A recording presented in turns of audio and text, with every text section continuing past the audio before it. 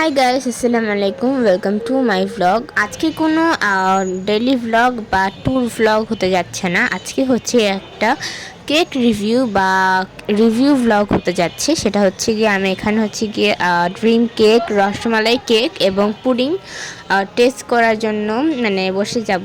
আর এটা কিন্তু আমাকে কেউ প্রমোশনের জন্য পাঠায়নি, আমরা কিনছি এটাই টেস্ট করার জন্য। মানে ভাবলাম যে তোমাদের কাছেও শেয়ার করি। আর প্রথমে খেয়ে নিচ্ছি রসমালাই কেকটা। এর কেকটা কিন্তু খুবই মজার ছিল। প্রাইস হচ্ছে 100 টাকা। আর আগেতেই তোমাদের বলে দিই, এটা কিন্তু 2025 সালের ভিডিও। আমার এখন চোখে পড়লো, তাই ভাবলাম যে যেহেতু করেছি তাহলে দিয়ে দিই।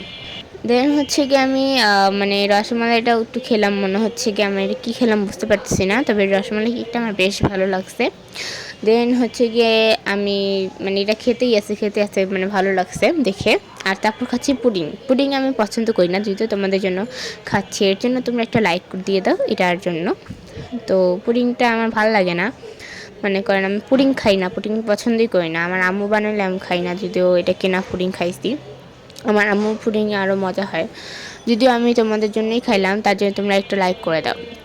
দেন খেতে যাচ্ছি ভাইরাল ড্রিম কেক। এই ড্রিম কেকটা আসলে কি ভালো না খারাপ, এটা আসলে যাচাই করার জন্যই আমি হচ্ছে মানে খেতে চলে আসলাম। অনেক জানার ইচ্ছা ছিল যে উপরে ড্রিম কেকের যে কী দেয়, ওটা মিষ্টি না কি এমন জানি। তো খেয়ে দেখলাম যে না, ওইটা কোকো পাউডার। দেন এনিওয়ে এটার টেস্ট কিন্তু খুবই ভালো ছিল। প্রাইসটা ছিল 500 না কত টাকা জানি, 550 না কত জানি ছিল। তবে এটাকে আমি দিব 10 আউট অফ 7 এবং রসমালাইটাকে দিব 10 আউট অফ 9 বা না 9 না 8।